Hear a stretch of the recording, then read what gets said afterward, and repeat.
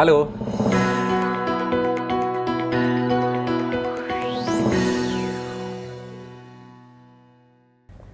Sobat Tani dimanapun Anda berada, berjumpa kembali dalam acara Katong Tani Update. Bincang-bincang seputar pertanian di Maluku. Bersama kita, tamu yang luar biasa, datang dari jauh. Beliau adalah Dekan Fakultas Pertanian dan Kehutanan Universitas Ikro Buru, Bapak Dr. Husein Bahaswan SP MSI, atau yang sering kita sebut dengan Bapak Chen, betul ya? Ya, betul. Gimana kabarnya Pak Chen? Alhamdulillah baik, Alhamdulillah, sehat ya? Sehat, alhamdulillah. Nyampe di Ambon kapan ini? Tadi pagi. Tadi pagi. Baru. Luar biasa, ini tamu kita datang jauh-jauh dari Buru, bisa ke BRMP Maluku. Baik Sobat Tani dimanapun Anda berada, tema kita kali ini tentu seputar pertanian Pak Chen ya. Ya. Nanti kita akan lihat dari sudut pandang akademisi. Nah kita tahu Maluku itu kalau dari sisi sejarah luar biasa itu. Ya. Dulu terkenal dengan jalur rempah. Rempah. Nah, tentu yang luar biasa itu. Nah kira-kira potensi yang ada di Maluku ini dari sisi akademisi kira-kira seperti apa Pak Chen untuk potensi pertaniannya? Mungkin bisa dijelaskan ke Sobat Tani sekalian. Oke, terima kasih untuk Pak Kepala udah memberikan waktu untuk saya. Jadi dari segi akademis ini potensi pertanian di Maluku ini cukup besar ya, baik di pertanian tanaman pangan, apalagi perkebunan ya. Jadi kita bisa lihat dari zaman Belanda itu kan, Belanda ini kan mengincar kita Maluku ini dengan rempah-rempah, ada pala dan cengkeh ya. Jadi untuk wilayah Maluku, karena Maluku ini adalah provinsi kepulauan yang dimana ada 12 gugus yang ada di Maluku ini. Jadi setiap gugus ini punya pertanian yang berbeda-beda. Jadi ada komoditas unggulan masing-masing itu ya? Jadi kalau kita lihat, kalau untuk gugus 1 itu kebetulan di tempat saya adalah Pulau Buru, itu dia lebih banyak itu karena dia adalah salah satu lumbung pangan untuk wilayah Maluku khususnya, dan Buru pada khususnya pada Maluku dan Indonesia ya. Jadi untuk di Buru itu ini sentra pangan itu adalah padi. Ya, padi. Ya. Selain itu kita kalau di Ambon, ya Ambon ini masuk dalam gugus kalau tidak salah ke-5 ya. Nah, itu juga potensi pertanian cukup sangat besar ya, khususnya perkebunan. Ya, kita lihat pesisir-pesisir Maluku ini pala, cengkeh sama kelapa ya. Nah, di Seram apalagi ya, karena di Seram itu ada mempunyai 4 gugus ya. Jadi masing-masing gugus itu dia punya potensi pertanian itu cukup besar. Untuk Seram itu mungkin ini juga pangan sama perkebunan itu cukup paling besar ya, karena dia adalah pulau yang paling terbesar di Maluku. Setelah itu Buru, baru Kepulauan Tanimbar ya. Jadi 3 pulau ini yang mempunyai potensi pertanian cukup besar ya. Untuk Maluku Tenggara ya, wilayah Maluku Tenggara kalau saya istilahnya itu wilayah selatan, itu lebih banyak ke potensinya itu ke pangan, khususnya umbi-umbian ya. Jadi kita bisa lihat kalau di Kepulauan Maluku Tenggara itu singkongnya yang kalau orang Ambon bilang itu kasbi. Makanya banyak di sana itu terkenal itu dengan embal ya. Jadi itu bahan dasarnya itu dari kasbi, Pak. Nah, jadi ya ke Tenggara lagi ada KKT ya, Kabupaten Kepulauan Tanimbar ya. Itu mereka punya. Jadi kita Maluku ini dengan sektor pertanian ini punya endemik masing-masing ya. Endemik khususnya di sektor pertaniannya. Kalau di Buru itu mungkin orang belum hotong itu kan belum terlalu familiar ya. Iya, iya. Nah, di Buru itu sudah dari zaman apa nenek-nenek moyang kita itu sudah orang makan hotong. Iya. Ya, yang kalau di ini bilang kan mirip gandum ya, tapi hotong ini beda. Iya. Ya, jadi mungkin kita di akademis, jadi dari segi akademis, jadi mari kita galakan. Jadi endemik pertanian yang endemik di daerah kita galakan. Karena apa? Di Maluku ini potensi pertanian ini cukup besar ya dan luas ya. Yeah. Setiap pulau itu punya endemik yang berbeda-beda. Jadi di Buru, di Seram ya, di Tanimbar, kepulauan Kei ya, kepulauan Aru itu mempunyai ciri khas yang berbeda-beda. Yeah. Ya, jadi tanpa ada kerjasama, maksudnya kalau di akademis kan kita mungkin di Maluku ini kan ada beberapa kampus. Mungkin hanya ada 3 kampus yang punya fakultas pertanian. Yeah. Ya, Unpati, Ikraburu, sama Darussalam.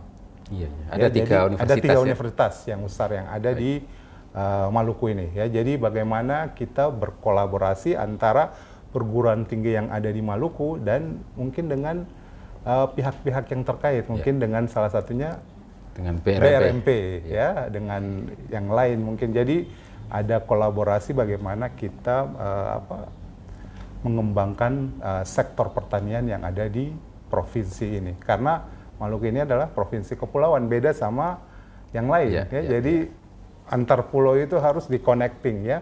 Makanya dibuat gugus pulau itu, 12 gugus yang mempunyai pertanian itu yang berbeda-beda itu mungkin. Baik, makasih. Jadi luar biasa betul ini potensinya Maluku ya Pak ya. Dan ada beberapa gugus yang setiap gugus punya potensi komoditas unggulan masing-masing gitu ya. Jadi kalau kita tadi menyimak itu ada pangan itu pangan strategis itu padi, kemudian pangan lokal tadi banyak yang dijelaskan ya. Ada kasebi, kemudian ada umbi-umbian, ada hotong, ada sagu, dan lain sebagainya. Itu sebagai pangan lokalnya. Itu kalau bisa dikolaborasi. Ya, sukun ya. Sukun ya. Sukun.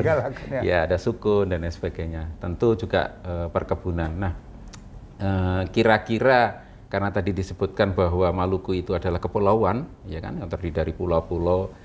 Tentu ada tantangan ini. Ini tantangan terbesar seperti apa untuk konektivitas antar pulau itu tadi? Mungkin bisa dijelaskan. Tantangannya itu akses transportasi. Ya.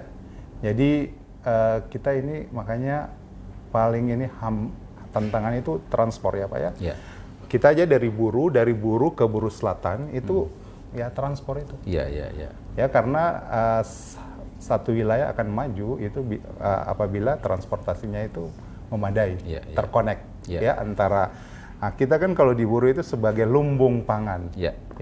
Tapi kalau tidak ada transport bagaimana kita mau ini ke daerah-daerah yang lain ya. Betul. Seram juga ya yang punya potensi pertanian yang cukup luas, tapi kalau transportasinya tidak ada ya ini kan beda dengan Jawa yang satu daratan ya. Kita kan ini laut yang jadi hambatan di sini. Kalau ada transport laut itu lancar, berarti ya pertanian juga kita lancar. Jadi itu tantangan terbesarnya ya Pak. Transportasi, akses. Aksesnya. Artinya kalau kita ingin membangun pertanian, berarti semua harus diajak ini. Tidak hanya unsur pertanian saja, tapi transportasi, perhubungan, telekomunikasi, semuanya ya. Nah, kira-kira bagaimana mengkolaborasikan antar instansi itu Pak Chen ya kira-kira sehingga nanti kita itu bisa bekerja sama gitu, tidak kerja sendiri-sendiri gitu kan. Mungkin bisa dijelaskan Pak kira-kira gimana ini konsepnya. Itu harus ada integrasi antara setiap instansi yang terkait ya.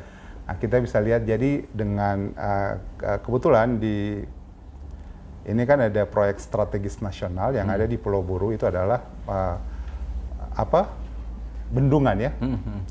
Nah, bendungan itu kan bukan saja untuk pertanian, ya, tapi juga untuk masyarakat pada umumnya kan bukan orang pertanian aja.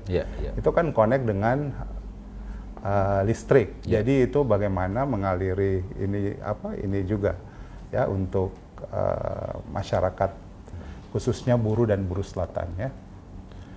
Mungkin dengan yang lain juga ini perhubungannya, jadi kita harus terkonek dari Kementerian PU, Pertanian, ya, apalagi perikanan ya, karena kita ini kan kepulauan ya, beda sama yang tempat-tempat yang lain ya, jadi kesehatan juga penting. Karena kita lihat kan program yang sekarang ini apa ya, Nawaj yang swasembada pangan, bukan yang Astacita ya.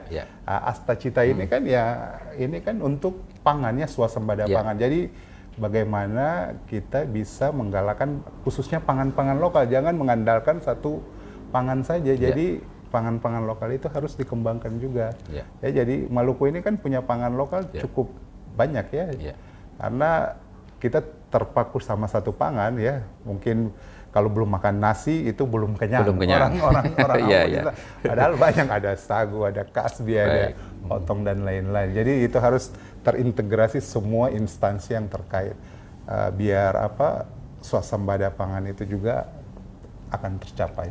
Baik, ini luar biasa sudut pandang dari sisi akademisi ya. Jadi ternyata bahwa swasembada pangan itu tidak hanya tertumpu pada pangan strategis, pada padi, tapi Maluku juga potensi pangan lokalnya. Ada sagu tadi, ada sukun, ada hotong. Wih, luar biasa, ada kasebi dan lain sebagainya.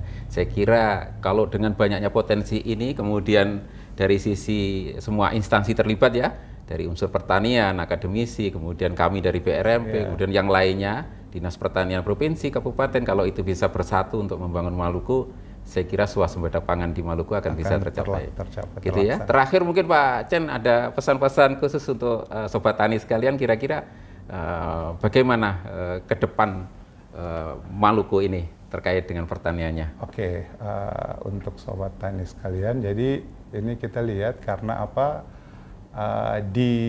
mungkin di ketiga universitas ini ya, yang khususnya di ini ya, sekarang ini mungkin tadi ya bilang orang untuk generasi milenial ini kan sudah tidak mau masuk lagi di Fakultas Pertanian. Ya, jadi minat di mahasiswa di pertanian ini semakin hari semakin menurun. Ya, jadi bagaimana kita bisa lihat kan petani-petani ini kan sekarang kan kalau kita mau swasembada pangan, jadi ya yang harus ini kan yang muda-muda ini, milenial ini. Jadi ini bagaimana petani maksudnya pemuda-pemuda atau anak-anak generasi muda ya bisa menjadi petani milenial, karena kita lihat kan potensi pertanian ini kan cukup luas ya, dan kalau penghasilan itu ya income yang didapat itu ya cukup besar ya. Dibandingkan kita jadi malahan dia jadi manajer, dia jadi ini juga. Jadi dia bisa mengatur semua. Jadi mungkin kedepannya ini pertanian ini ya dengan adanya BRMP ini kan karena modernisasi ya. Jadi pertanian modern lah.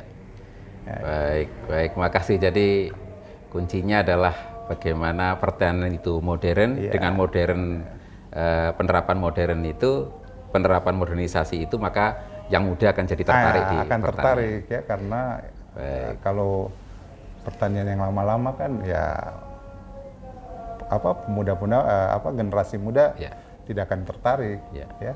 Baik, makasih ini walaupun kita singkat bincang-bincang, tapi saya kira luar biasa untuk menambah wawasan Sobat Tani sekalian dan menjadi penyemangat bagaimana kita bisa membangun pertanian Maluku yang lebih baik.